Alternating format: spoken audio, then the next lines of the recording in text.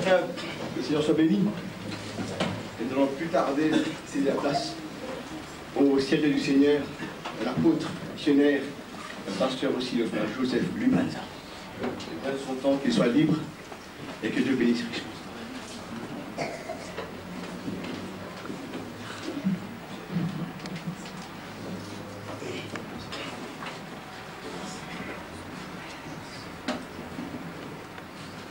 Je vous salue tous dans le précieux nom du Seigneur Jésus-Christ.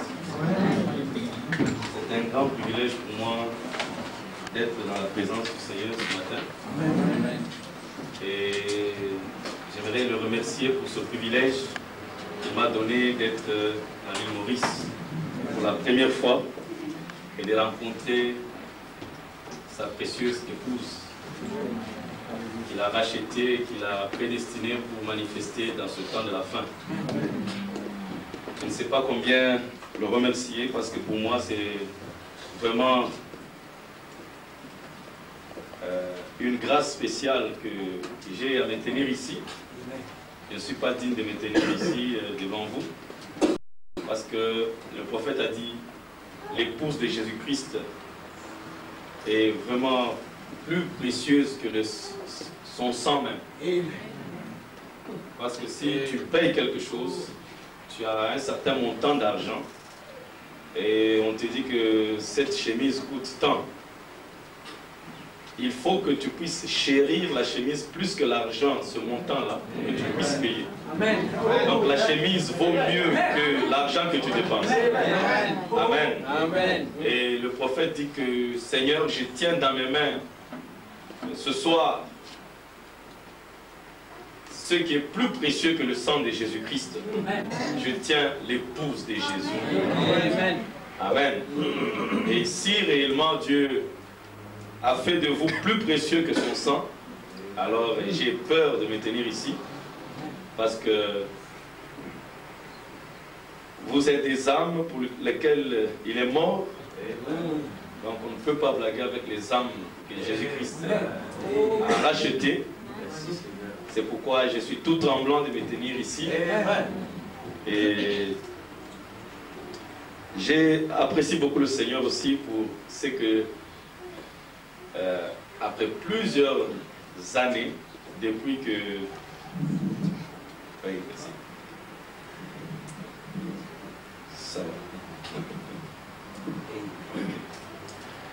va. Chaque fois que je sors de mon pays, le Congo, je prêche toujours en anglais.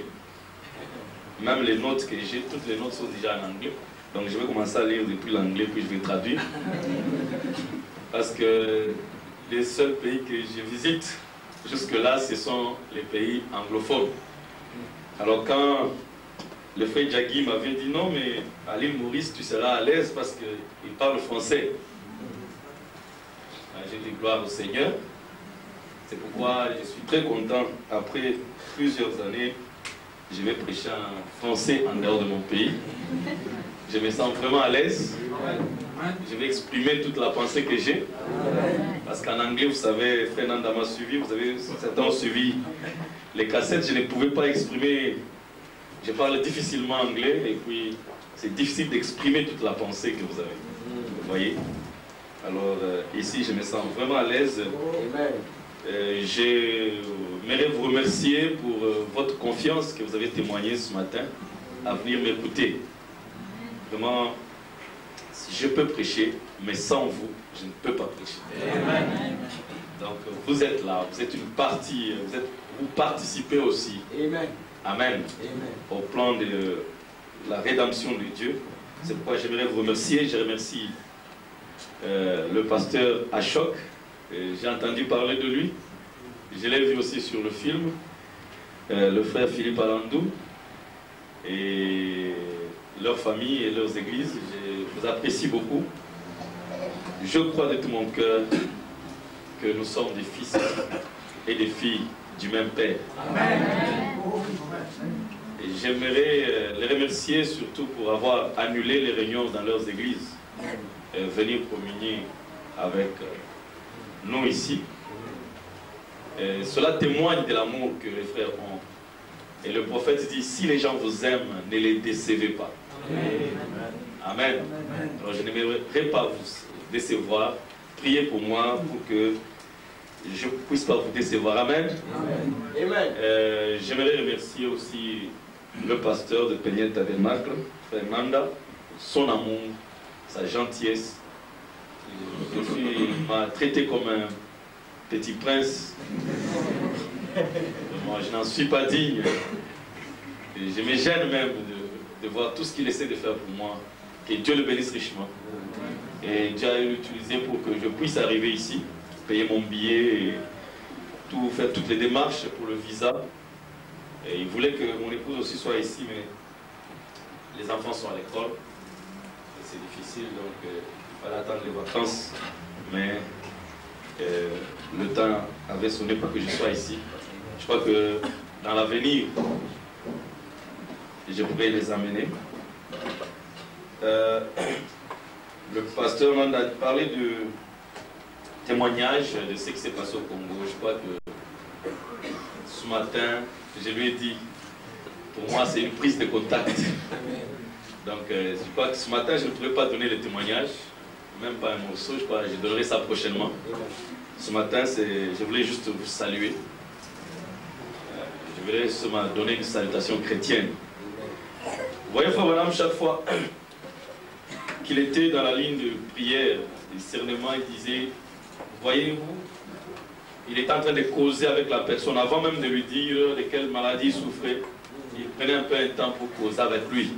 Et le frère Branham dit, vous savez, ce que j'essaie de faire, c'est la même chose que Jésus avait fait au puits avec la femme samaritaine. Il causait avec la fille, il a commencé par lui demander de l'eau.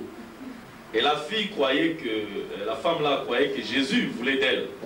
Parce que c'était une prostituée. Elle croyait que Jésus était en train de l'aborder parce qu'il voulait d'elle. Elle dit, mais comment, entre toi, juif, et moi, samaritaine, il n'y a pas de lien, il n'y a pas de communion. Toi, tu crois ceci, nous croyons ça. Il n'y a pas de communion entre nous. Mais Jésus ne s'occupait pas de ce qu'elle croyait. Il s'occupait de son âme.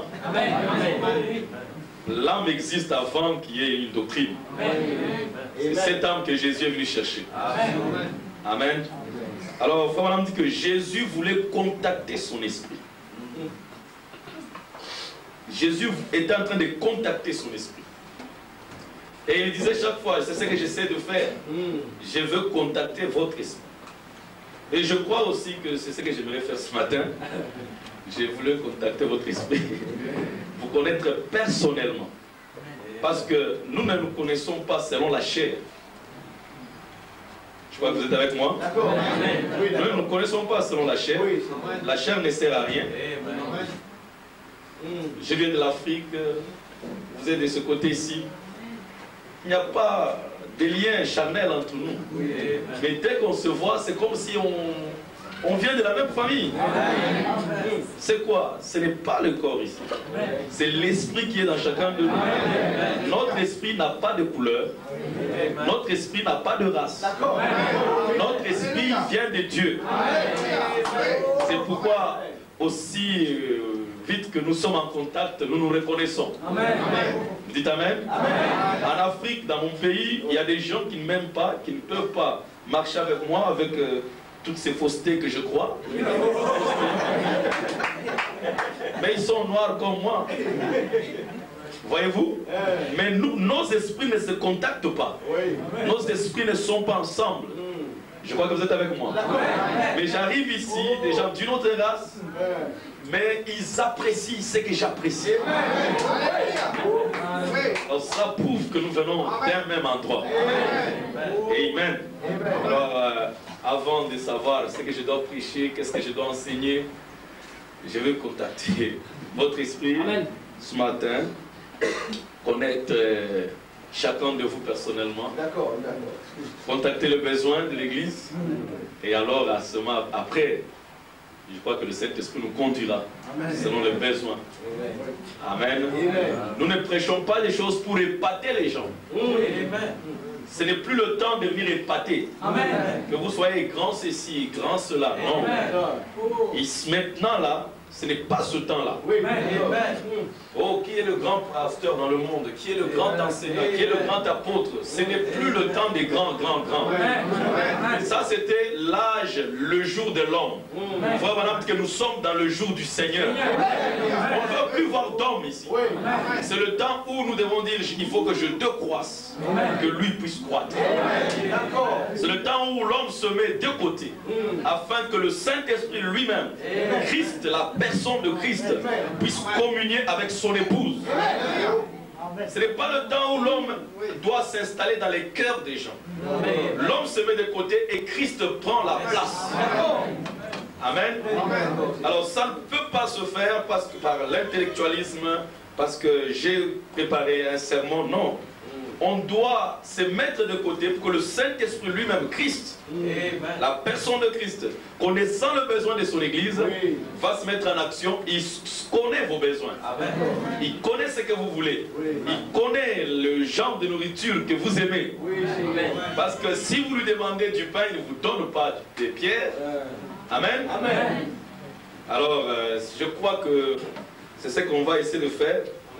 Juste, je me mets de côté pour que le Saint-Esprit ce matin puisse causer avec vous.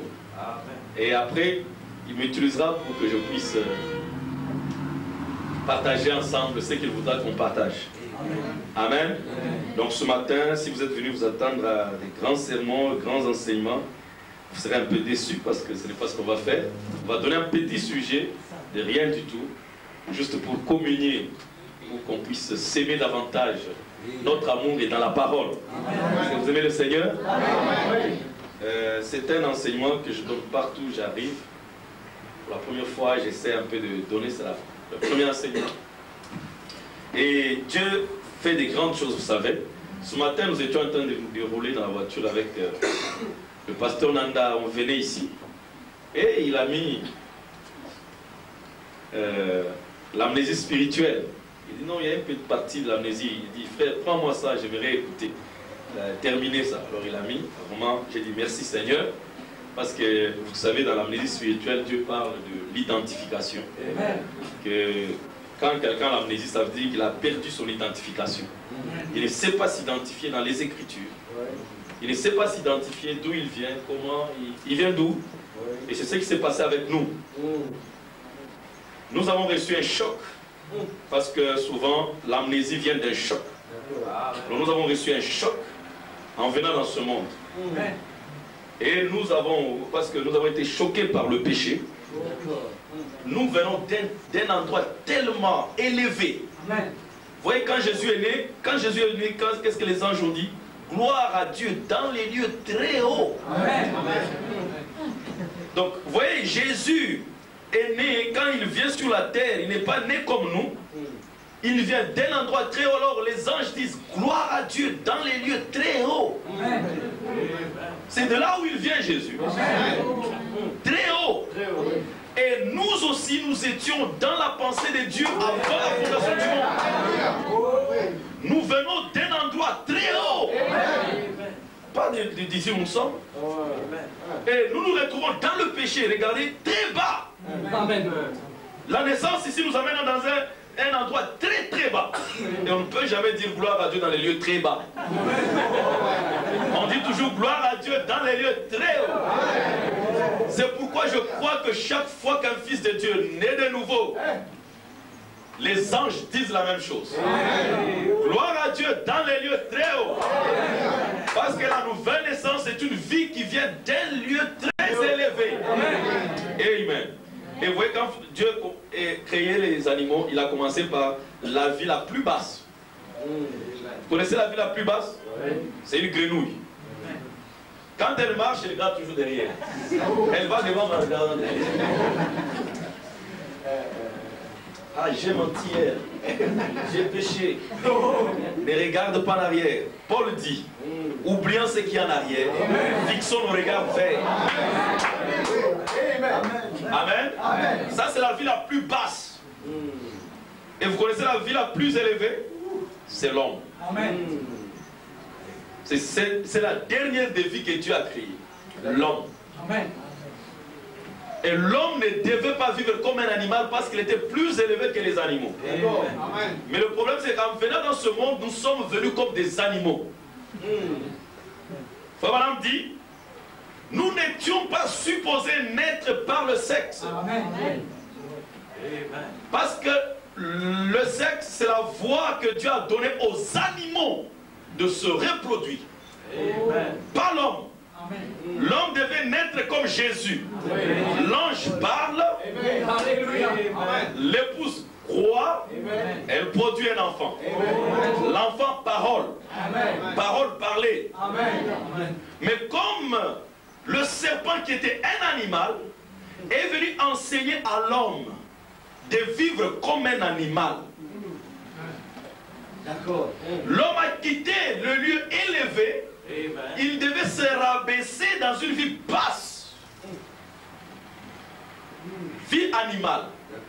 Pour se reproduire. C'est pourquoi Jésus, quand il est venu, il n'est pas venu de la manière animale. Vous voyez que l'homme a accepté de vivre comme un animal, mais comme ce n'est pas sa position vivre comme un animal, il est descendu plus bas que l'animal.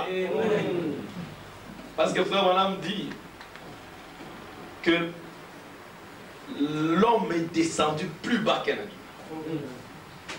Êtes-vous d'accord avec moi? Donc l'homme est descendu plus bas. Et le fait que nous sommes descendus, là, nous sommes venus de cette manière, nous avons reçu un choc. Et nous avons oublié ce que nous étions. Amnésie spirituelle. On ne pouvait plus, on a commencé à s'identifier avec les cochons. Rappelez-vous de le fils prodigue, il a quitté son père, le lieu élevé, il est allé manger la nourriture des cochons très bas. Toujours comme ça. Il est au grade. Le bon samaritain quittait Jérusalem, une montagne. Il allait où? Jéricho, plus bas dans une vallée. Toujours très haut, plus bas. Et le prophète dit que nous avons reçu un choc, nous avons oublié que nous étions des fils et des filles de Dieu. On a commencé à faire comme le monde, mentir comme le monde. C'était quoi? On cherchait l'identification. On n'arrivait pas à s'identifier. On devait s'identifier avec quelque chose. Mais on ne pouvait pas, comme on a oublié notre identification, notre vraie identification. Frère Madame dit que quand j'avais lu le livre de Tarzan, vous connaissez Tarzan? Vous le connaissez? Quand j'ai lu le livre de Tarzan, je suis allé voler, je crois, quelque chose, c'est pas info. Il a coupé pour faire une culotte. Il a pris un couteau, il est allé dans les arbres, il commençait à monter dans les arbres, grimper comme Tarzan. Il dit, j'ai voulu m'identifier à lui. Il dit, mais le jour où j'ai reçu un autre livre, j'ai lu une autre histoire. J'ai abandonné Tarzan et je me suis identifié à cet homme. Et cet homme, c'est le Seigneur Jésus-Christ. Amen. Alors nous avons oublié, mais gloire à Dieu. Il est venu nous aider à nous identifier à nous. Vous savez comment on guérit l'amnésie? Comme ça vient par un choc. Il dit, les médecins ont trouvé aussi une certaine thérapeutique. Pour guérir l'amnésie, on te soumet à un choc électrique. On te met les sondes là, électriques, des électrodes, et puis on monte le courant très haut. On frappe, on fait traverser ce courant-là très fort dans ta tête. Alors tu subis un choc, et puis tu reviens dans ton état normal. Amen. C'est pourquoi Dieu ne vient pas avec des petites choses. Jésus, quand il est venu, il n'est pas venu. Il savait que ces gens, les disciples, les enfants de Dieu sont dans une amnésie. Pour les guérir, il ne fallait pas venir leur donner, vous savez, Moïse était venu. Non. Il fallait leur donner toujours des chocs. Moi et le Père, nous sommes un. C'était des chocs pour les ramener dans leur état normal. Les autres ont fausse doctrine. Non, ce sont des chocs. Amen. Ce sont des ondes électrogènes au choc. Amen. Celui qui m'a vu a vu le Père. Comment? Mais regardez, quand il a demandé à Pierre, mais qu'est-ce qu'on dit de moi? Oh, les uns disent, les autres, certains disent que tu es Élie, les autres Jérémie. Vous voyez, il n'avait pas reçu de choc. Il n'arrivait pas à bien l'identifier. Maintenant, il demande à ceux qui avaient reçu déjà le choc. Et vous, que dites-vous que je suis? Alors, comme Pierre était déjà revenu dans son état normal, il dit, tu es le Christ. Amen. Il a pu identifier les Écritures. Est-ce que vous l'aimez? Alors, ne me condamnez pas si de temps en temps il y a des chocs qui passent. C'est pour vous ramener. Amen. Amen. J'aime le Seigneur. Je vois que vous l'aimez aussi. Alors, mettons-nous debout pour la parole de Dieu dans Genèse chapitre 35.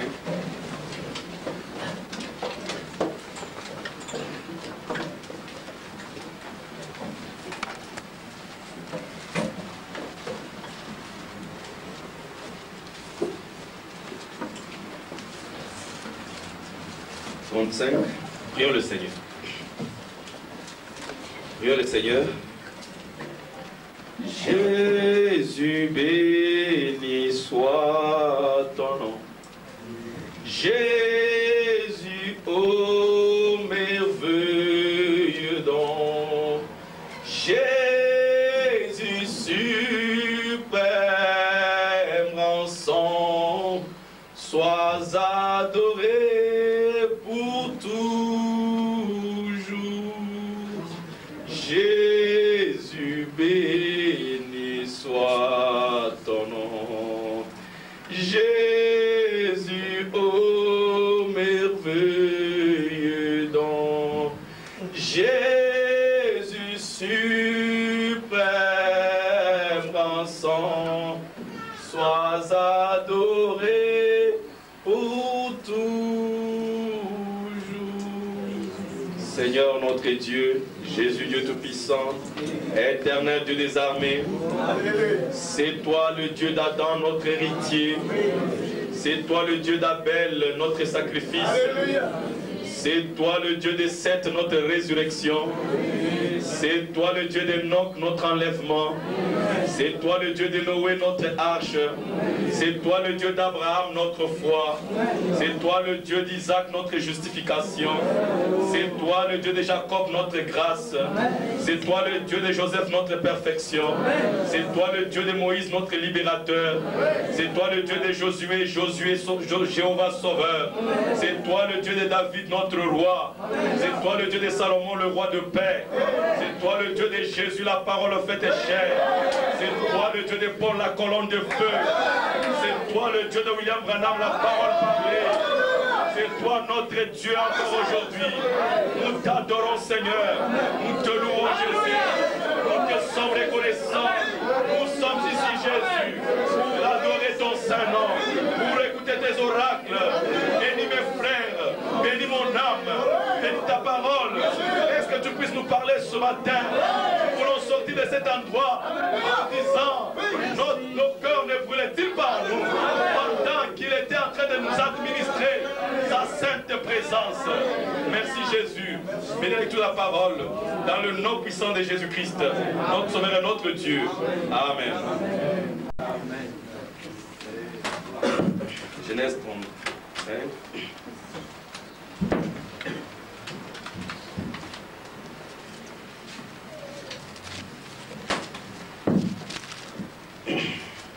Verset 16.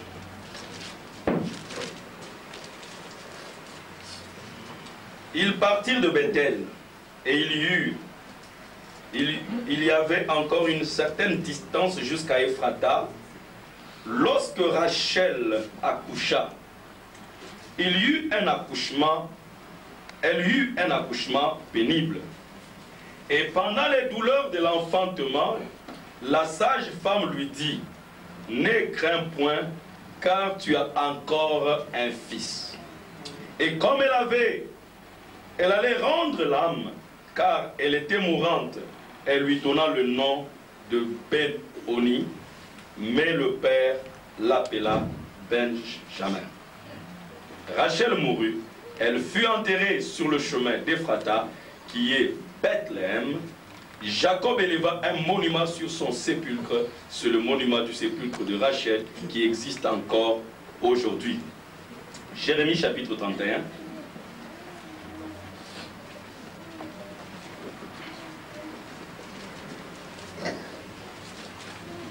Versets 15 à 18.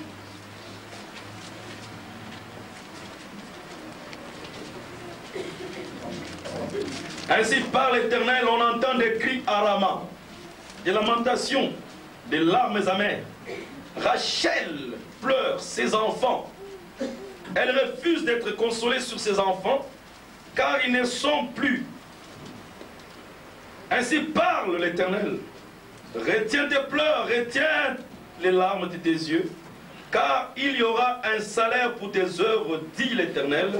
Ils reviendront du pays de l'ennemi. Il y a de l'espérance pour ton avenir, dit l'Éternel. Tes enfants reviendront dans leur territoire. J'entends Ephraïm qui se lamente. Tu m'as châtié, et j'ai été châtié comme un veau qui n'est pas dompté. Fais-moi revenir, et je reviendrai, car tu es éternel, mon Dieu. La dernière écriture se trouve dans Matthieu, chapitre 2. Versets 16 à 17.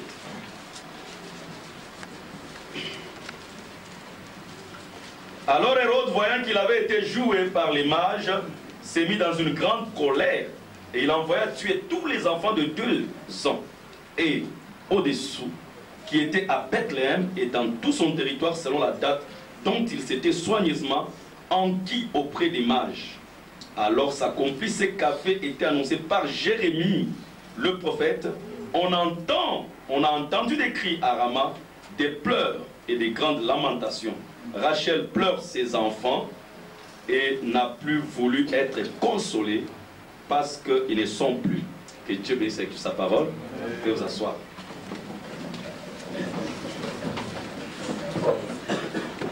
Nous venons de lire 3 écritures ici.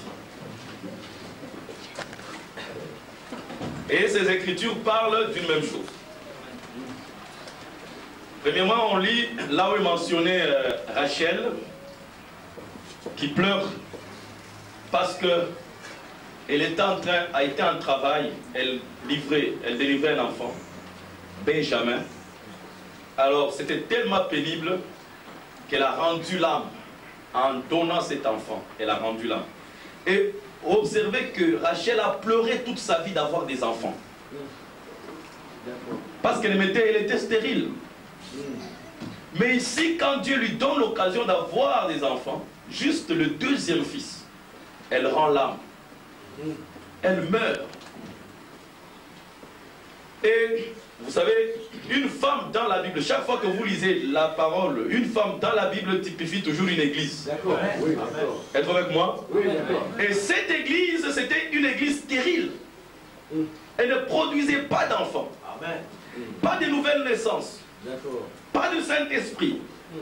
Mais comme dans la femme, Dieu a placé la maternité, l'amour d'être une mère, cette maternité sacrée la faisait crier tous les jours.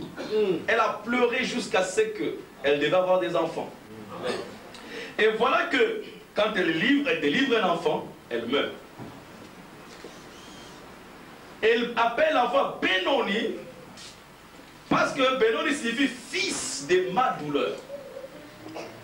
Mais le père, quand il reçoit l'enfant, après que la mère soit morte, le père l'appelle Benjamin, veut dire fils de ma droite, fils de ma puissance, fils de douleur. Mais quand on le récupère par le père l'appelle fils de ma droite. Et la naissance de Benjamin typifie la première venue et la seconde venue de Jésus. Parce que la première venue, Jésus est venu comme un homme de douleur, habitué à la souffrance. Il est mort pour mourir, il est venu pour mourir pour nous.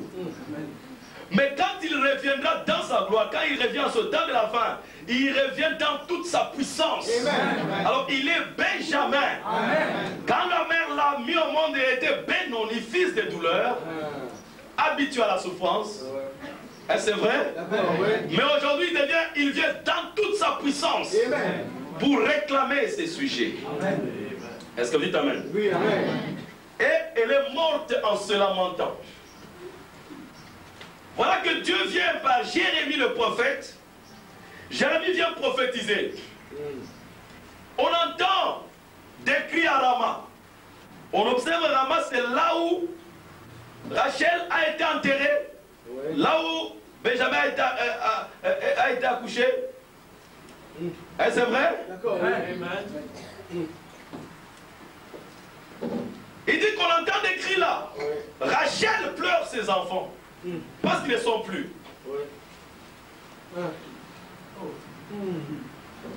Lamentation. Et vous savez que Jérémie était un prophète de lamentation. Lamentation à Rama. Pleure. Rachel pleure ses enfants. Ils ne sont plus. Et on arrive dans Matthieu. Quand Jésus est né, et que Hérode a constaté que les mages l'ont menti, il s'est fâché. Il a envoyé tuer tous les enfants à partir de 2 ans et en dessous. Pas au-dessus, mais en dessous. 2 ans en dessous. Devaient être tués. Et alors le prophète dit, et Matthieu dit, alors pour que s'accomplisse ce que Jérémie a dit. Donc ici, Matthieu voit dans cet accomplissement ici de cette chose qui se passe, quand Hérode tue tous les enfants, tous les fils, il n'a pas tué les filles, on tue les fils. Donc tous les fils, pourquoi il a fait ça? Parce qu'il a vu que les mages lui avaient dit que non, l'étoile a voyagé pendant 2 ans. Donc il s'est dit que l'enfant devait avoir au moins 2 ans. Et en dessous. C'est pourquoi il a voulu tuer. En tuant tous les enfants là, pour lui, il a dit non, j'ai atteint ce roi-là, je l'ai tué. Est-ce que vous êtes avec moi? D'accord, oui. Ici, c'est l'histoire. Hein? Donc c'est simple de suivre, de comprendre. Alors il dit,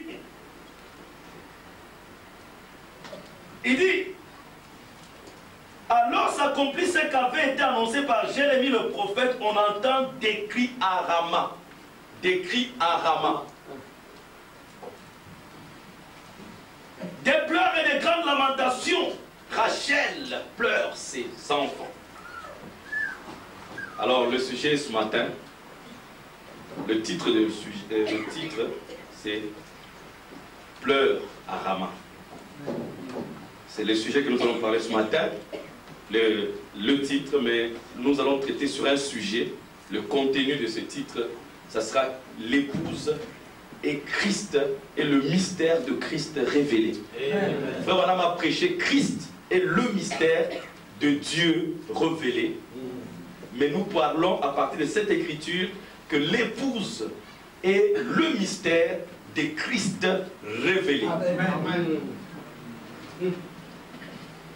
Frère Madame, quand il est venu prêcher cette prédication, Christ est le mystère de Dieu révélé, il dit, maintenant mon texte, j'aimerais prendre de ceci ce texte, mais basant sur toute la Bible entière, sur la Bible entière.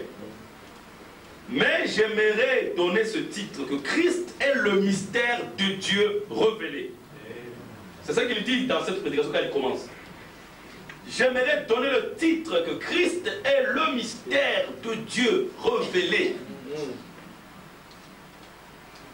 Et plus loin dans la même prédication, à la page 39, il dit, son Église s'est lui-même révélée.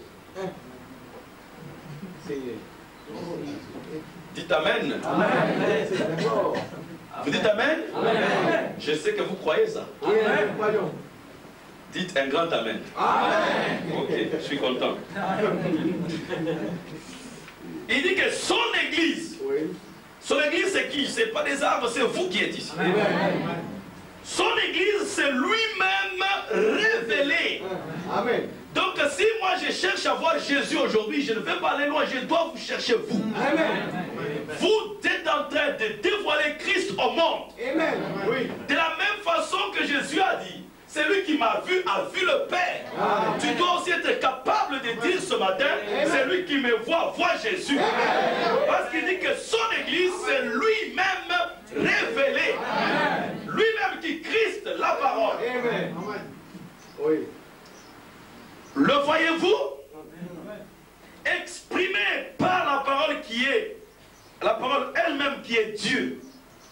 L'épouse, c'est Jésus. Amen. Alléluia. Amen. Peut-être pour bien m'exprimer, je vais dire que Adam ou Ève, c'est Adam au féminin. Amen. Là c'est clair? C'est clair. Amen. Adam c'est Ève au féminin. Amen. Et Ève c'est Adam au féminin. Amen. Le croyez-vous? D'accord. Amen. Pleinement d'accord. Amen. Êtes-vous avec moi? Amen. Oh, merci Dieu pour Ève. Amen. L'homme peut être la femme que l'homme peut être là. Moi, je suis comme ceci. Alors, vous comprenez, moi, alors, c'est moi. Il dit, mais regardez sa femme. Vous savez qui est l'homme. Parce que la femme dévoile l'homme. La femme est la révélation de l'homme. Vous pouvez connaître ce que l'homme est. Regardez sa femme, comment elle s'habille, comment elle se comporte, comment elle parle. Vous allez voir un homme là, un frère là, très doux, gentil, parle jamais. Mais la femme parle comme la radio. L'homme là, peu importe ce qu'il me dit, même s'il est comment, il marche comme un saint, avec une tête inclinée à 45 degrés, pour moi, cet homme-là parle comme la radio. Parce que la femme le dévoile. Est-ce que vous dites amen? La femme, oh merci Seigneur pour les femmes. C'est dévoile, parce que l'homme est tout un mystère. L'homme, c'est tout un secret. Mais grâce à la femme, nous pouvons connaître qui est l'homme. Amen. Jésus, c'est un mystère. Amen. Mais grâce à l'Église, on peut connaître qui est Jésus. Amen. Les Grecs ont dit, messieurs, nous voulons voir Jésus. Il dit, avant de me voir, voilà comment vous allez me voir. Si un grain de blé ne tombe en terre. Jésus n'a pas dit c'est moi. Jésus savait que non, je suis un mystère.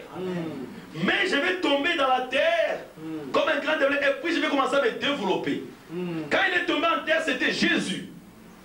Mais il commence à sortir, c'est l'Église. La même vie qui était en lui commence à sortir sous la forme de l'Église. Il montrait que vous me verrez sous la forme de l'Église. Je vais me développer au travers de cet âge de l'Église jusqu'à la Odyssée. Et j'arriverai jusque dans la balle. Et puis le grain viendra dans la balle. Et puis la balle se retirera. Et le grain sortira. Ça sera le même grain qui est tombé en terre. Alléluia. Un seul grain est tombé en terre, mais vous aurez beaucoup de grains. Alléluia. Et tous ces grains-là, c'est un seul grain sous plusieurs formes. Amen. Jésus était seul en lui, un seul grain. Mais aujourd'hui, c'est Jésus. C'est Jésus. C'est Jésus. Amen. Le croyez-vous? C'est comme ça qu'on verra Jésus. Comme le grain de blé. Maintenant, nous voulons parler sur ça. Je ne fais qu'introduire pour que vous puissiez saisir. Vous voyez, c'est ça la difficulté avec les enseignants. Un évangéliste, c'est facile, il vient, il prêche. Et l'onction est là, mais un enseignant, vraiment, c'est bas. Il doit faire saisir les choses, placer ceci. Mais vous allez me pardonner pour ça, amen. C'est très difficile pour moi. Alors remarquez, Frère Madame dit dans Dieu, le seul lieu d'adoration, il dit, et si toutes les choses de l'ancien, toutes les anciennes choses de la Bible, dans l'Ancien Testament, étaient les images et ou les ombres des choses à venir, alors Christ est l'ombre des choses à venir. Amen. Nous croyons tous que l'Ancien Testament c'était l'ombre de Christ. Amen. Le croyez-vous? Amen. Mais maintenant, frère Madame dit que Christ lui-même, c'est l'ombre des choses à venir. Quelles sont ces choses à venir? C'est l'épouse. Donc tout ce que Jésus faisait, c'était seulement des types pour vous typifier, vous. D'accord. Oui. La réalité se manifeste en vous. Vous croyez que Dieu devait mourir? Dieu peut mourir? Non. Il faisait du théâtre. Dieu ne meurt pas. C'est toi qui meurs. Et il voulait prouver que je meurs, je ressuscite. Mais il montrait que c'est vous. C'est vous qui mourrez. Et il montrait que vous allez ressusciter. Dieu ne meurt pas. Dites Amen. Oui, d'accord. Dieu peut avoir faim. C'était un type de veau.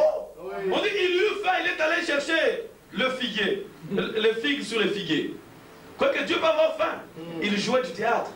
Il montrait vous. Comme ça, quand toi tu regardes sa vie, tu t'identifies en lui.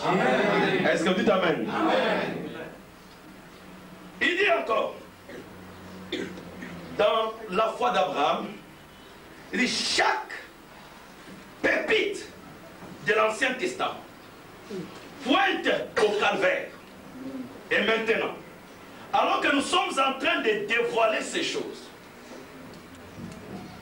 tout pointe au calvaire. Et le calvaire pointe à vous. Tout pointe au calvaire. Mais aujourd'hui, le calvaire pointe où? À vous. Merci Seigneur. Vous voyez que Jésus, Dieu avait besoin d'être accroché quand le Fils de l'homme sera élevé. Comme Moïse éleva le serpent des reins. Vous croyez que Dieu avait besoin d'être élevé sur un arbre? Non! C'est vous qui êtes la croix. Votre corps va élever Jésus pour que les gens voient Jésus en vous. Est-ce que vous êtes avec moi? Tout ce que Jésus faisait là-bas, c'était des types. Vous êtes la réalité de la Bible. Nous sommes en train de parler maintenant d'une Bible. Un jour, on va la fermer totalement. Parce que cette Bible, on n'aura plus besoin de l'aide. On aura besoin de toi. Amen. Tu seras cette Bible qui marche. Amen. Cette Bible qui parle. Est-ce que vous dites Amen? Donc, ici, nous sommes en train de voir ici que la parole de Dieu était un type de choses à venir. Christ, vous typifiez vous. Êtes-vous avec moi? Donc nous voyons que ces choses, frère Madame dit quelque part, ces choses, c'est dans l'exposé. Ainsi dit le véritable. Dit la parole véritable, en anglais ça sort true, donc vrai. C'est un mot merveilleux, vous voyez. Cela ne signifie pas vrai dans le sens opposé au faux. Mais ça exprime la parfaite réalisation d'une idée, contrairement à une réalisation partielle. Vous comprenez? Quand il dit que voici ce que dit le véritable, ça ne veut pas dire que c'est contraire à quelque chose qui est fausse. Ça veut dire seulement une parfaite réalisation. Amen. Donc quand Jésus était venu, mes frères, c'était une partielle réalisation du plan du salut. D'accord, oui, oui. Mais la parfaite réalisation devait venir au temps de la fin. Amen. Merci Seigneur. Vous demandez pourquoi Jean avait pleuré. Amen. Jésus était déjà mort. Jean a pleuré. Mais la croix était déjà là. D'accord. Pourquoi Jean a pleuré? C'est parce que le plan n'était pas encore complet. Amen. La croix c'est bien, mais il fallait que les seaux s'ouvrent pour que tout le plan soit complet. Est-ce que vous dites Amen? Amen. Donc maintenant, avec ce que je viens de dire, j'ai placé maintenant ma base, l'étoile de fond. Voyons maintenant ces écritures. Comment j'aimerais montrer la naissance de Jésus, qui est le type de la naissance de l'épouse. Êtes-vous avec moi? Amen. Matthieu applique ça à Jérémie.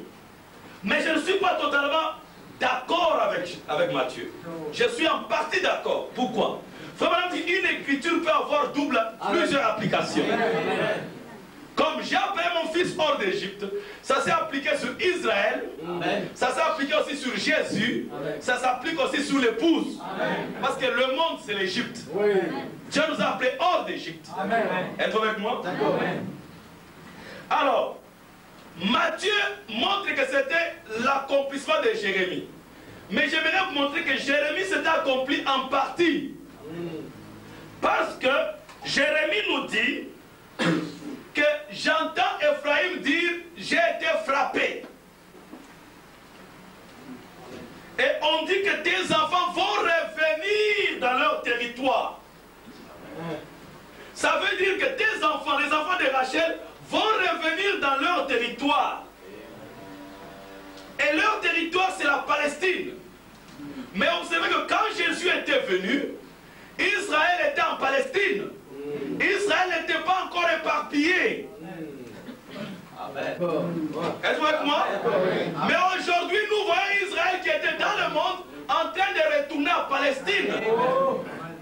Et la Bible dit que tes enfants vont retourner dans leur territoire.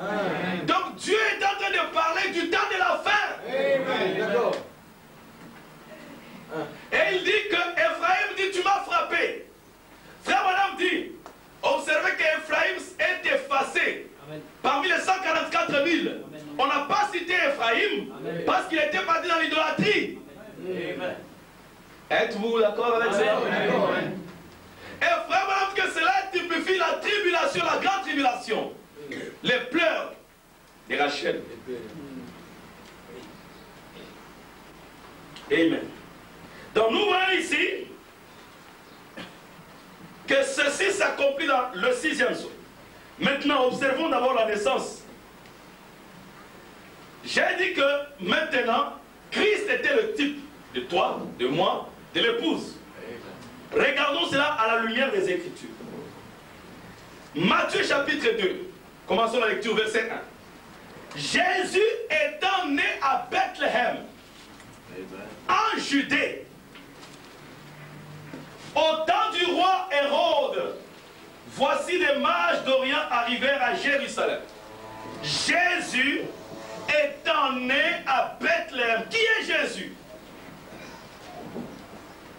Frère Madame dit, quand nous avons vu son étoile et nous sommes venus l'adorer, il dit ceci, ils ont suivi le signe jusqu'à trouver la parole faite chair. Amen. Au commencement était la parole était avec Dieu et la parole était Dieu. Et la parole s'est faite chair.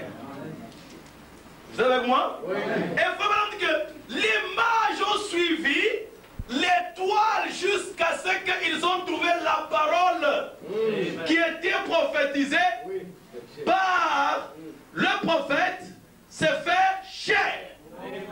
Quand ils ont trouvé cette parole faite chair, alors ils ont vu que c'était Jésus. Êtes-vous avec moi? Ils ont suivi la parole faite chair. Et il dit encore, je vous souhaite le plus heureux de tous les Noëls.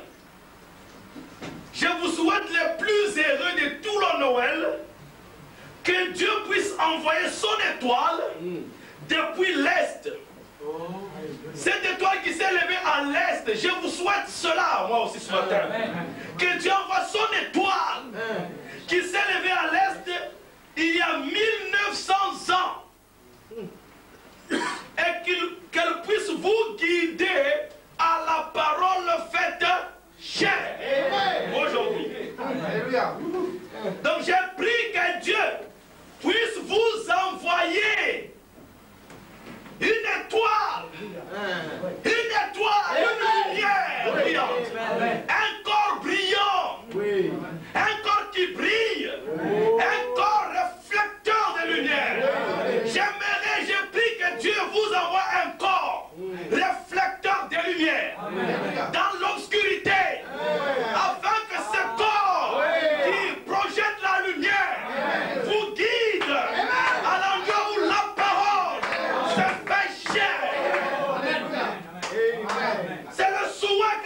matin. Amen. Que la parole ici ne soit pas seulement une parole prêchée, mais que vous soyez, vous, la parole faite de chair. Alléluia. Vous êtes la parole. Quand tu marches, c'est la parole qui marche. Quand tu parles, c'est la parole qui parle. Quand tu regardes, c'est la parole qui regarde. La parole et la chair deviennent une seule chose. C'est ça mon souhait. Le prophète dit. Donc Jésus, suivez très bien, Jésus c'est la parole. Donc, Jésus égale la parole faite chair.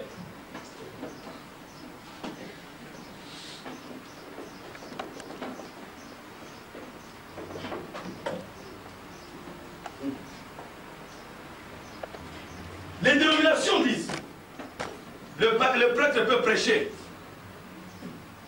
Ne fumez pas, ne buvez pas. Et puis après, vous le trouvez dehors en train de fumer. Et mais prêtre, tu fumes. Il dit non, faites ce que j'ai dit et non pas ce que j'ai fait. Voyez-vous? Il prêche, mais ce qu'il prêche ne peut pas se faire chair. Mais on prêche, je suis toujours pécheur, je n'arrive pas. Oui, c'est parce que tu n'es pas là où la parole se fait chair. Dites amen. Amen. Mais il y a un endroit où la parole se fait chair. Tu dois aller là-bas. Les mages ont été conduits à cet endroit-là. Si tu veux que cette Bible devienne toi, il faut que tu trouves cet endroit. Mais pour que tu trouves cet endroit-là, là où la parole deviendra vie en toi, il faut une étoile. Il faut une étoile. Parce qu'une étoile ne brille que la nuit. J'aimerais vous faire remarquer qu'ils ne voyageaient pas la journée. Parce que la journée, il n'y a pas d'étoile. Ils attendaient, quand c'est l'obscurité, alors l'étoile apparaît. Ils commencent à suivre. Ils suivent. Quand c'est la journée, ils s'arrêtent. Ils attendent que la nuit tombe pour que l'étoile apparaisse. Est-ce que vous dites amen? Jésus est la parole faite chair. La parole vivante. La parole vivante. La parole qui marche. Et je crois que l'épouse aujourd'hui doit devenir la parole. Êtes-vous la parole? Dis, oh non, je ne vois pas la parole à mon frère. Non, crois seulement. N'aie pas peur, ne regarde pas ce que tu es. La foi n'a pas des yeux. Les yeux ici, non. La foi ne tient pas compte des yeux. La foi ne tient pas compte des sens. Amen. Amen. Non, je sens en moi que je ne suis pas encore. Non, la foi ne sent pas. Non, je sens que je ne suis pas encore un chrétien. Qui t'a dit? La foi ne sent pas. La foi croit.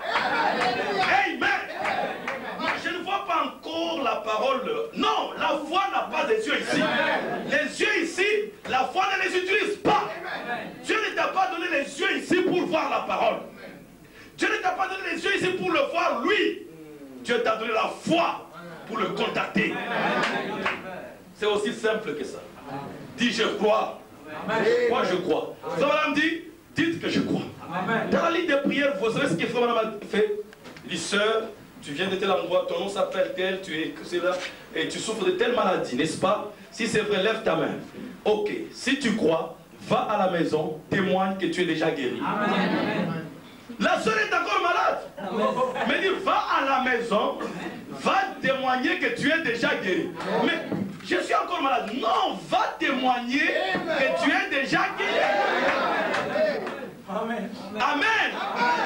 Oh, mais tu dis que tu es guéri, mais tu ne sens pas ici, ça fait mal. Non, je suis déjà guéri. Vous dites amen. Mais tu dis que tu es chrétien, mais tu ne vois pas, tu fais encore ça. Non, je suis déjà chrétien. Je suis sauvé. Je suis sauvé. Je suis sauvé. Et mon corps obéira à ma confession. Je n'obéis pas le corps, c'est le corps qui doit m'obéir. Le corps obéit ma foi. Vous dites amen. Un jour, il y avait un frère qui était handicapé, il ne savait pas marcher dans une chaise courante. Alors il est venu de la réunion, le Saint-Esprit apparaît, l'ange apparaît, tu es guéri, il va. Il est parti. Il ne marchait pas. Il ne marchait pas. Il était dans la chaise courante, il était dans la chaise des chaussures. Il témoignait par debout, je marche. Gloire à Dieu. Il est encore dans la chaise roulante. Gloire à Dieu, je marche.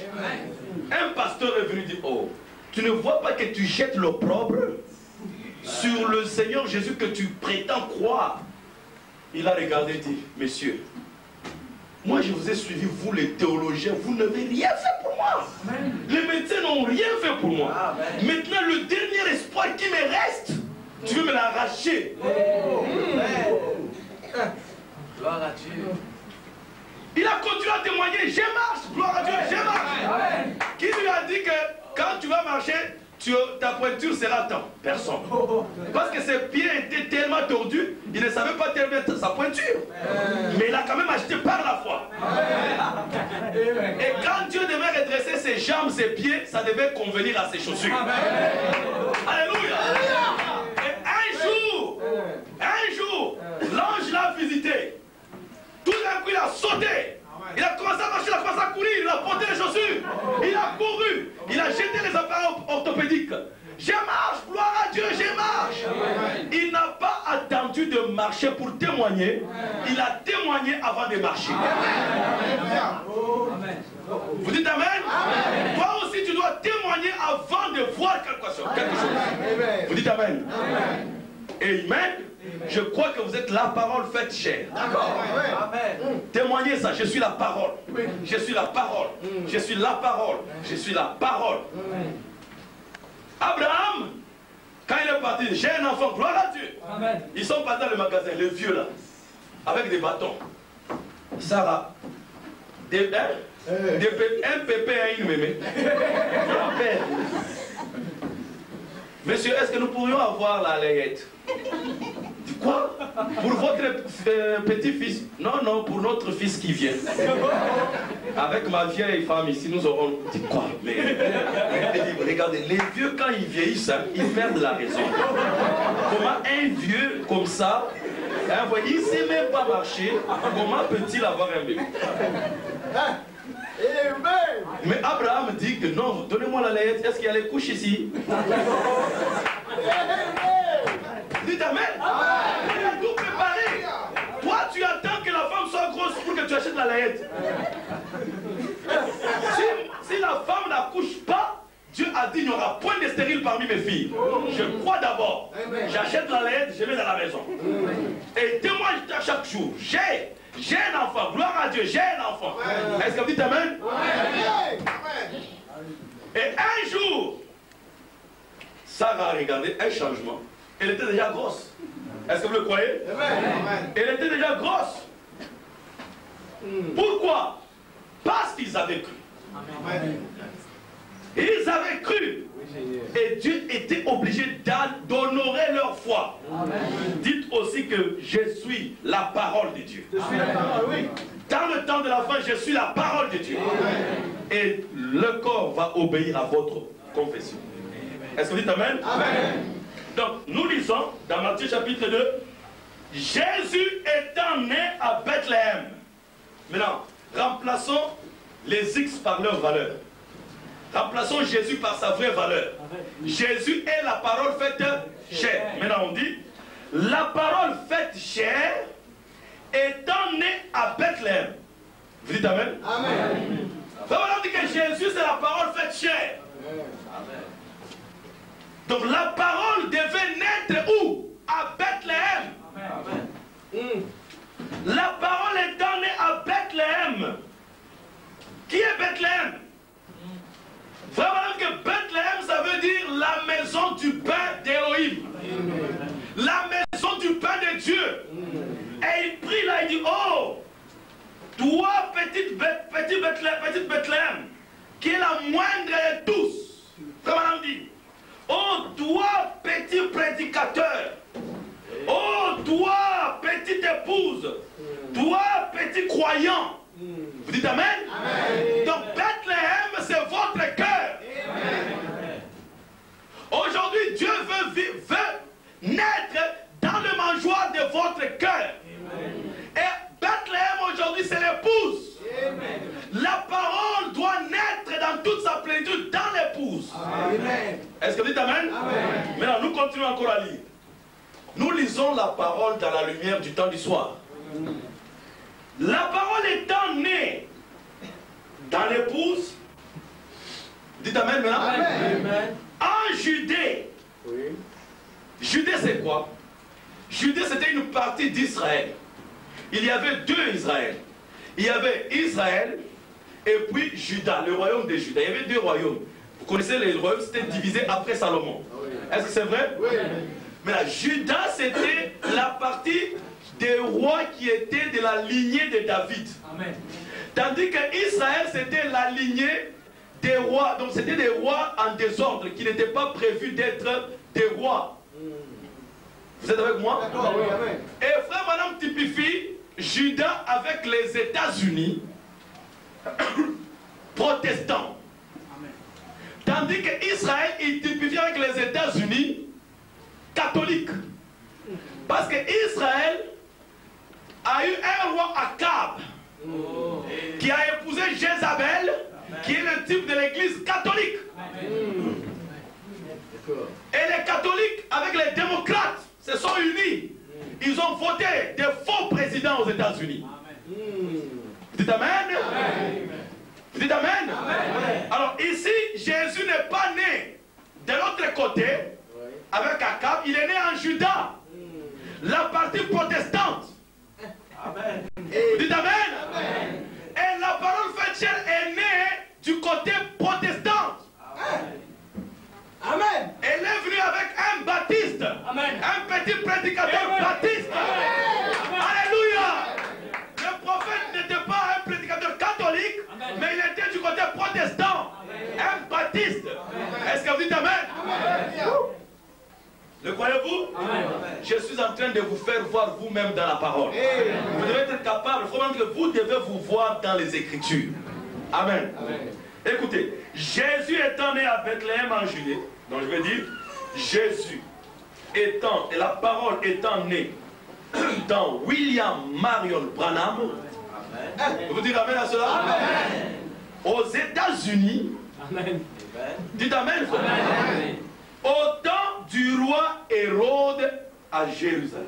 Et au temps du roi Hérode, voici les mages d'Orient arrivèrent à Jérusalem. Suivez très bien. Au temps du roi Hérode. Donc au temps, il y a le temps.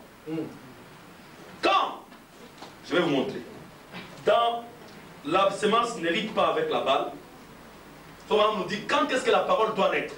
Il dit, maintenant notez, à l'ouverture des sept sceaux, Apocalypse 10, la plénitude de la parole doit naître dans la manifestation encore et confirmée par l'Esprit dans la puissance, dans toute la puissance. Suivez très bien. À l'ouverture des sept sceaux, Révélation, Apocalypse 10, la pleine parole, la parole entière doit naître. D'accord. Vous dites Amen? Donc quand vous croyez-vous que les sceaux sont ouverts? Oui. Vous le croyez? Et le problème, qu'à l'ouverture des sept sceaux, Apocalypse 10, toute la parole doit naître dans l'épouse. Jésus est la parole.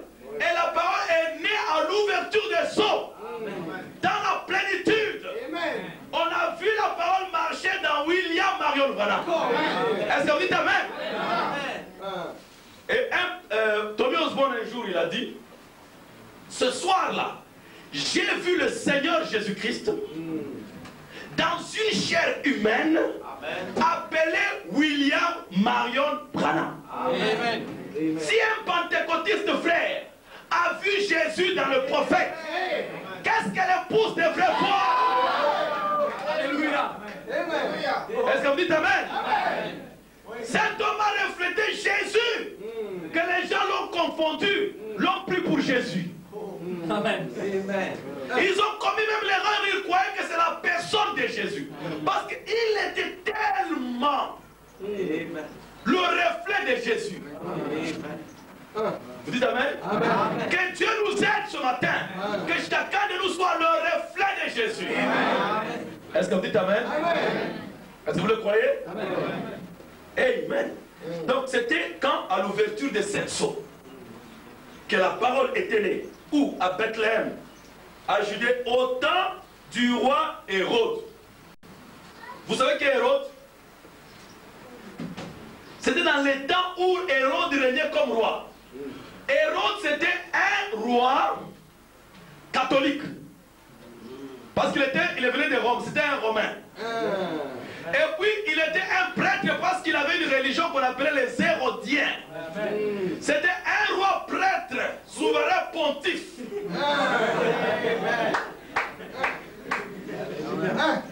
Vous êtes avec moi? C'était pendant que ces rois romains régnaient sur Jérusalem, Jérusalem qui est le type de l'église. Il y avait un roi prêtre romain. Amen. Qui est le pape. Amen. Amen. Dieu est en train de vous montrer que quand est-ce que la parole va naître? Cette parole naîtra aux États-Unis, dans un prophète, pendant le temps où il y aura un roi prêtre catholique qui régnera sur l'église. Et le jour où le prêtre était là à Jérusalem, il y a eu éclipse dans le ciel. Amen. Quelle précision Dieu nous a parlé dans la Bible.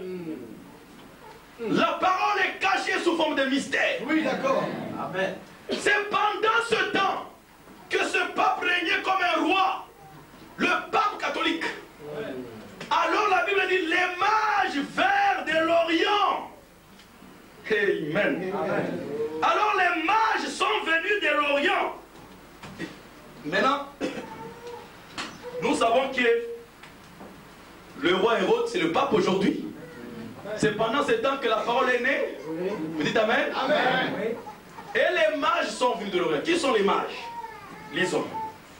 Il faut maintenant tenter de définir chaque chose ici. Qui sont les mages? Il dit.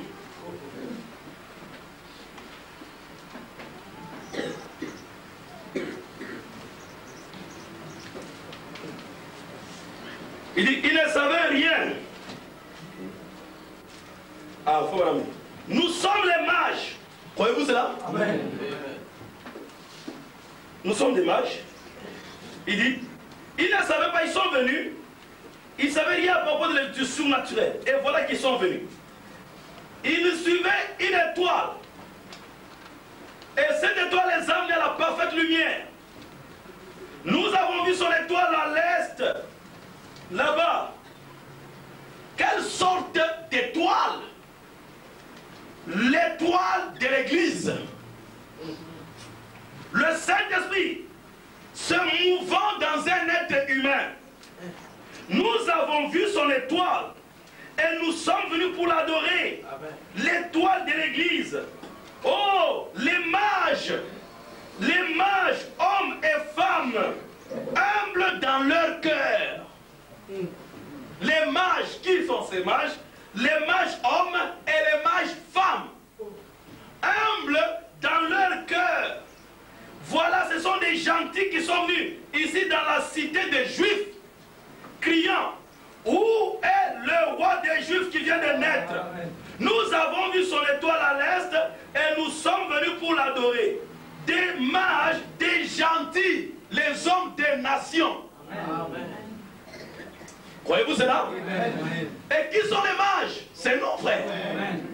Amen. Nous étions en train d'étudier les étoiles. Qui sont les astronomes? Les mages, ce sont des gens qui étudient les événements par rapport aux positions des étoiles. Amen. Et nous étions en train d'apprendre les événements par rapport aux positions des étoiles. L'étoile Paul. On a vu que l'étoile Paul est passée. On a vu que l'étoile Irénée est passée. L'étoile Colomba est passée. L'étoile Martin est passée. L'étoile Luther est passée. L'étoile Wesley est passée. Et nous avons vu maintenant une grande étoile qui est apparue. Alléluia. La 7e étoile. Elle dit le prophète Malachie 4. Et nous avons commencé à suivre cette étoile. Est-ce que vous dites Amen? Et cette étoile nous amène où Jésus naît. Dites Amen. Amen. Donc c'est nous qui sommes les étoiles, les mages. Et nous avons étudié les étoiles qui sont les messagers. Les 7 messagers sont les étoiles dans la main droite de Dieu. Amen. Et nous les avons suivis. Merci Seigneur. Merci Seigneur. Est-ce que vous le croyez? Amen. Et voilà que Dieu a pris des gens qui ne sont pas éduqués comme nous, qui n'ont pas de grammaire, et les a élevés dans la puissance du Saint-Esprit. Et les voilà qui sont en train de crier dans les oreilles de l'église. Amen. Où est le roi des Juifs qui vient de naître? Des gens sans instruction, des gens humbles dans leur cœur, qui crient dans les oreilles de l'église. Oh. Où est le roi? Où est le roi qui vient de naître? Est-ce que vous dites Amen? Amen. Où est le roi des Juifs qui vient de naître? Et vous croyez les Juifs c'est qui? Juif veut dire adorateur. Amen. Où est le roi des adorateurs qui vient de naître? Nous cherchons ces rois. Il est où? Mais remarquez quand il est arrivé à Jérusalem, personne ne savait où était le roi. Amen. J'aimerais vous faire remarquer, dans la prédication, la grande lumière brillante, Frère Madame dit, il donne une citation. Alors moi, tout ce que Frère Madame dit, même des petits détails, ça a toujours une signification. Amen. Même les tout petits détails. Amen. Amen. Je ne sais pas pour vous, mais pour moi c'est comme ça. Amen. Ce qu'il dit là, c'est éternel. Amen. Alors je considère tout. Alors Frère Madame dit. Et ils étaient en train de se promener. Alors Frère Madame dit, je peux les voir, les mages. Je peux les voir quittant les montagnes. Et ils descendent vers les pentes escarpées de l'ouest. Ils suivent ces pentes jusque dans le fleuve Tigre. Et de là, ils suivent le fleuve Tigre. Et ils sont descendus avec le fleuve Tigre jusqu'à arriver à Babylone. Amen. Comment le voir? Il dit, je peux le voir. C'est un prophète, frère. Il a vu quelle trajectoire ils ont suivi. Et il commence à nous répéter cela. Il dit, ils ont traversé le fleuve Euphrate. Ils traversent le fleuve Euphrate et ils sont descendus encore jusque dans la terre des Philistins. Se réjouissant. Ils voyageaient la nuit parce que la nuit il faisait frais. Et c'est dans la nuit parce que ils ont traversé le désert et ils ont suivi l'étoile qui brillait dans l'obscurité. Ils devaient suivre la lumière et ils sont venus finalement à Jérusalem. Et quand cela a frappé Jérusalem, la lumière a disparu. Soudainement, la lumière a disparu, l'étoile a disparu à Jérusalem. Parce que, quand ils sont arrivés à Jérusalem, maintenant c'était leur temps de briller. Ils ont suivi la lumière, mais quand ils sont arrivés à Jérusalem, c'était leur temps maintenant de briller. Maintenant, ce que je voulais vous faire remarquer ici, frère, madame, dans cette citation, ils citent 7 endroits qu'ils ont suivis. Premièrement, les pentes escarpées. Deuxièmement, le fleuve Tigre. Troisièmement, Babylone. Quatrièmement, le fleuve Euphrate. Cinquièmement, le territoire des Philistins. Cinquièmement, le territoire des Philistins. Sixièmement, le désert qu'ils ont traversé. Et septièmement, ils sont arrivés à Jérusalem, les 7 âges de l'église. Amen.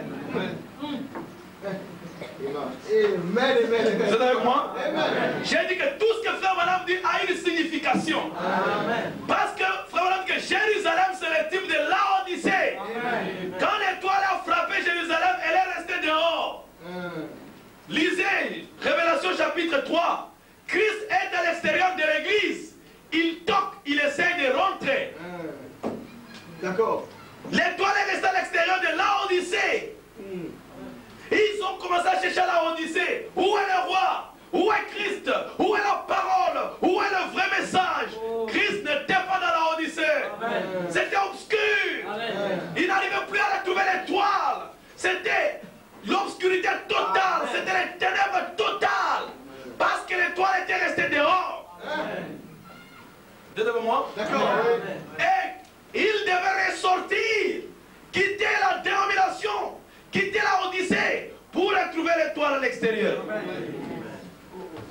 D'accord. Et quand ils sont sortis, l'étoile était à nouveau là-bas. Les attendant dehors. Il ne faut pas retourner dans la dénomination. Il faut sortir de la dénomination pour voir la lumière. Alléluia. Alléluia. Glorieux. Maintenant, vous êtes avec moi? Il dit, quand, suivez très bien, quand ils sont arrivés à Jérusalem, suivez. Le roi, verset 3, le roi Hérode ayant appris cela, fut troublé et tout Jérusalem avec lui. Quand ils ont appris que le roi est né, Christ est venu, regardez, les dénominations sont troublées. Que les choses sont révélées, les dénominations sont troublées. Ils ne sont pas troublés à cause du nom de Jésus, à cause de ceci, non. Ils sont troublés parce que nous leur disons que Jésus est venu. Christ est venu vers son épouse. Il a ouvert les sceaux, il a brisé les sceaux. Et les sept tonnerres ont fait entendre leur voix. Alléluia. Et tout Jérusalem est troublé.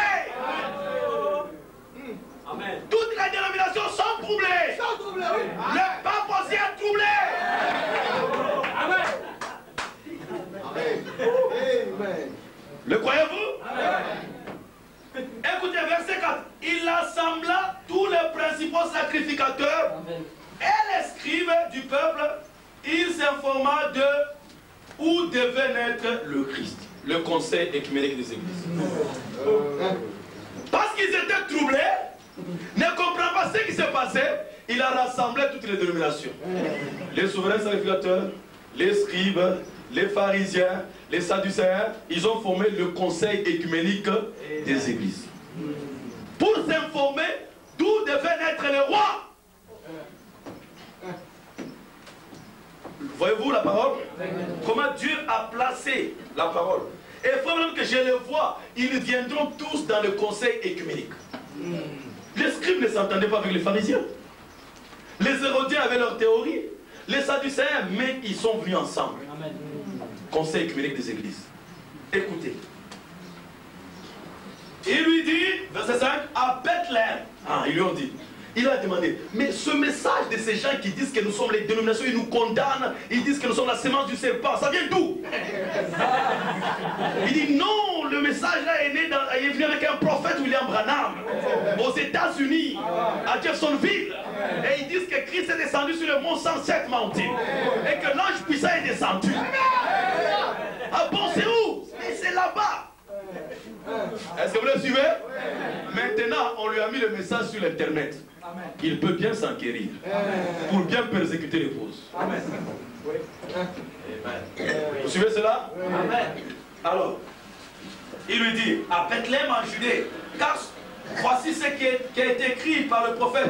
Et toi, Bethléem, terre de Juda, tu n'es certes pas le moindre entre les principales villes de Juda, car de toi sortira un chef qui paîtra Israël, mon peuple. Ils lui ont donné les Écritures. Ils lui ont donné les Écritures. Il dit, c'est ce petit groupe-là. Ils ne veulent pas entrer dans le conseil communique. Ils disent que c'est faux. Ils disent que c'est du diable. Ils disent qu'ils seront enlevés. Ils disent ceci, ils disent ça. Ils sont contre ce que nous faisons ici. Alors Hérode, écoutez, fit appeler en secret les mages. Les mages, c'est vous. C'est vous les anges, les gens sages qui avez étudié les étoiles. Paul, Irénée, Martin, vous connaissez toutes ces choses. Amen. Alors il appela en secret les mages et s'enquit soigneusement auprès d'eux. Depuis combien de temps l'étoile brillait? Écoutez, 2 ans. Ils lui ont dit 2 ans, depuis 2000 ans. Alléluia. Ils lui ont dit depuis 2000 ans. Nous avons suivi cette étoile pendant 2000 ans. Est-ce que vous dites amen? Au travers de tous les étages de l'église. Et puis, il est, verset 8, puis il est envoyé à Bethléem en disant, allez et prenez des informations exactes sur le petit enfant. Quand vous l'aurez trouvé, faites-le moi savoir, afin que j'aille aussi moi-même l'adorer. Un menteur.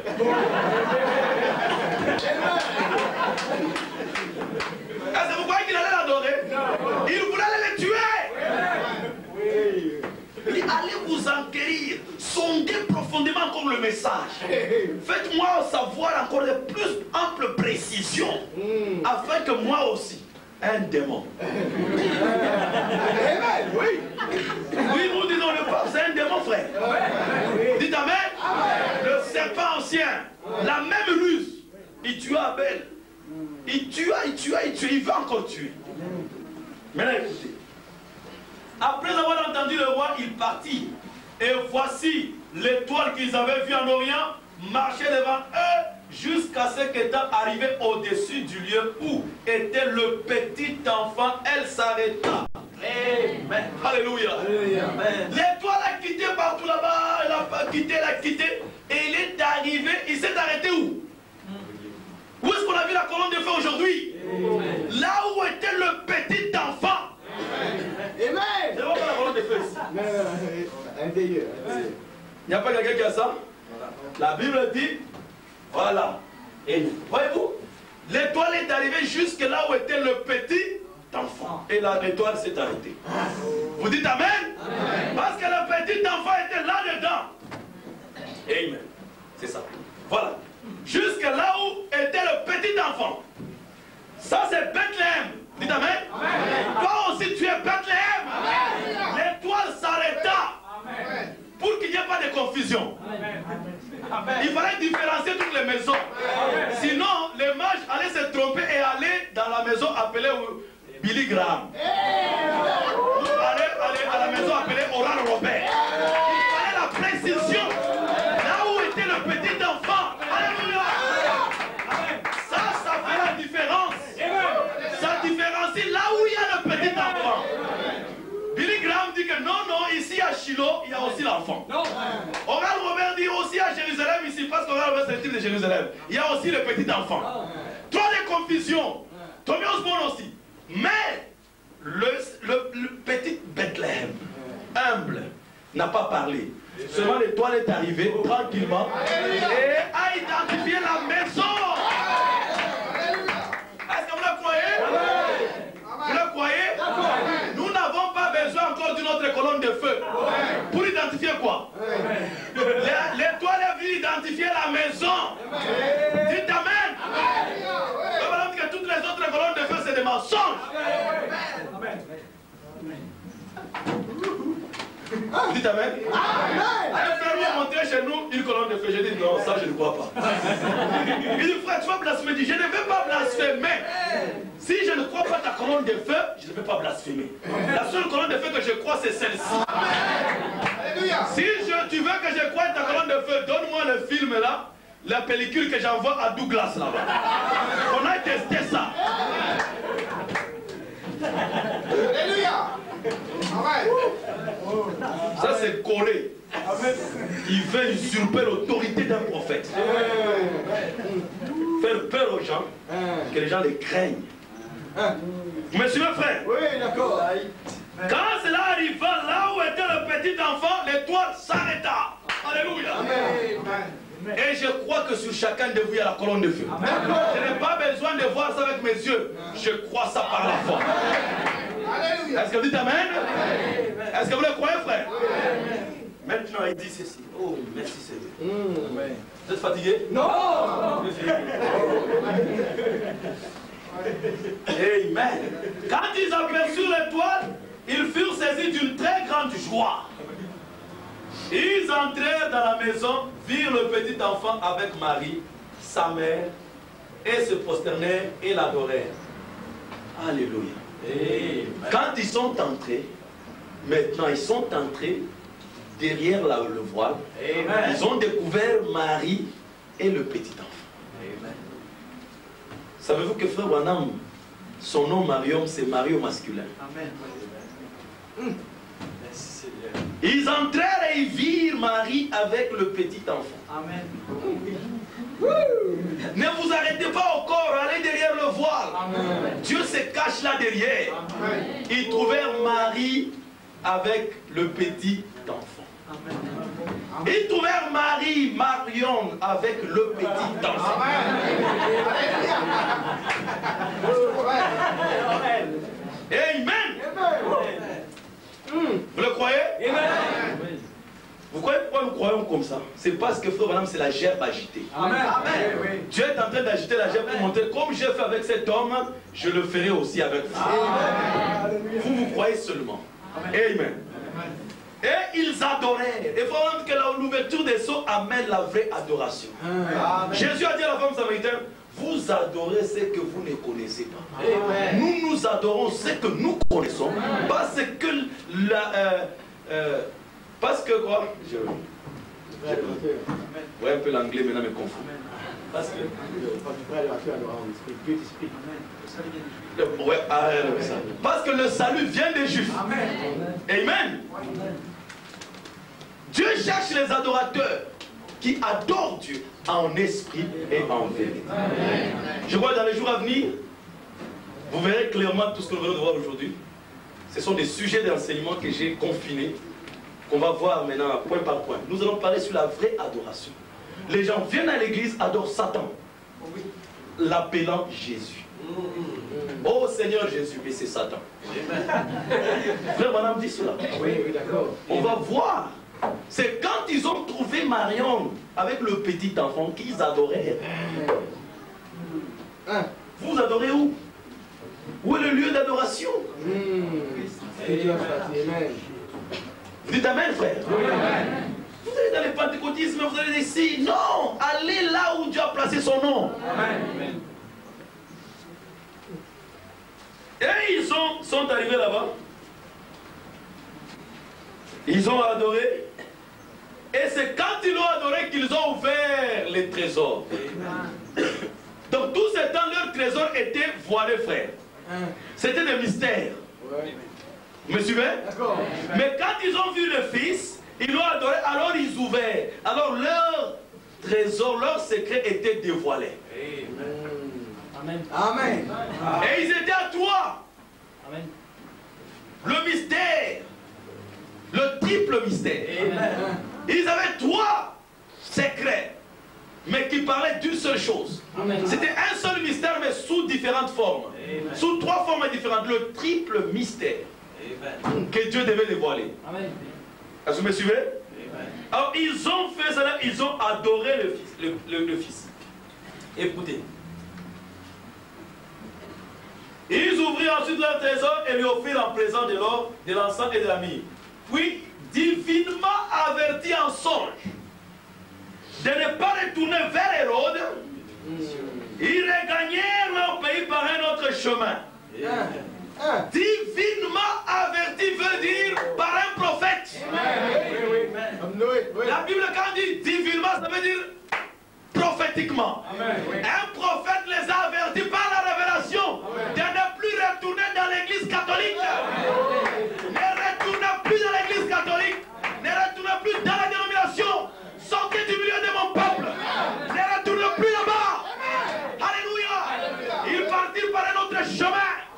On nous a jamais dit quel chemin ils ont pris. Un autre chemin. C'était le départ soudain et secret de l'épouse. Amen. Après l'adoration, ils furent enlevés. Amen. On ne sait pas là où ils sont partis. Un secret. Maintenant, Hérode, quand il a vu que l'épouse n'est plus retournée dans la dénomination, n'est plus revenue à l'écuménisme, la colère s'est enflammée. Amen. Il s'est enflammé de colère. Lorsqu'ils furent partis, voici un ange du Seigneur apparu en songe à Joseph et lui dit, lève-toi, prends le petit enfant et sa mère, fuis en Égypte et reste ici jusqu'à ce que je te parle. Car Hérode cherchera le petit enfant pour le faire périr. Apocalypse chapitre 12. Lisez cela. Le Fils fut élevé vers le trône. Amen. Et la femme fut cachée dans le désert. Est-ce qu'on dit Amen? Amen.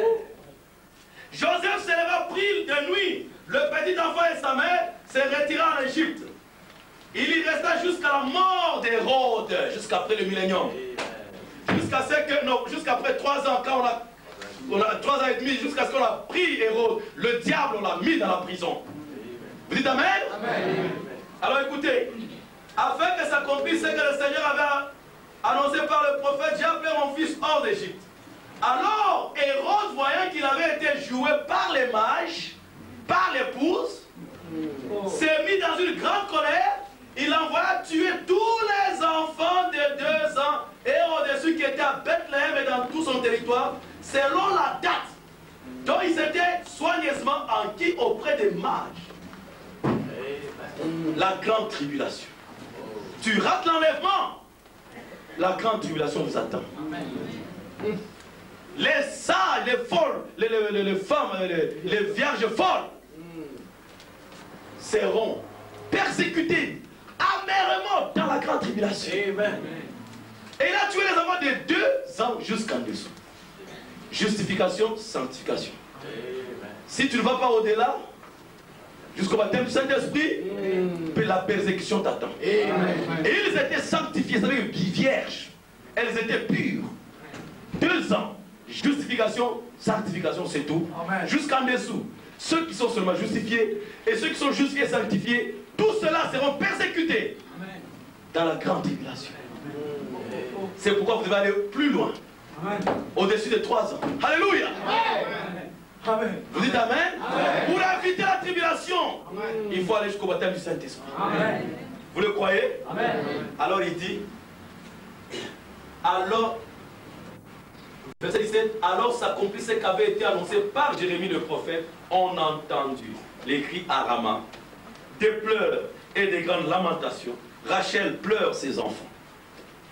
Elle n'a pas voulu être consolée parce qu'ils ne sont plus. Vous dites Amen. Amen. Est-ce que vous le croyez? C'était la grande tribulation. Rachel a commencé à pleurer ses enfants. Et c'est là où Jérémie s'accomplit parce que maintenant les enfants, les Juifs sont retournés dans leur territoire.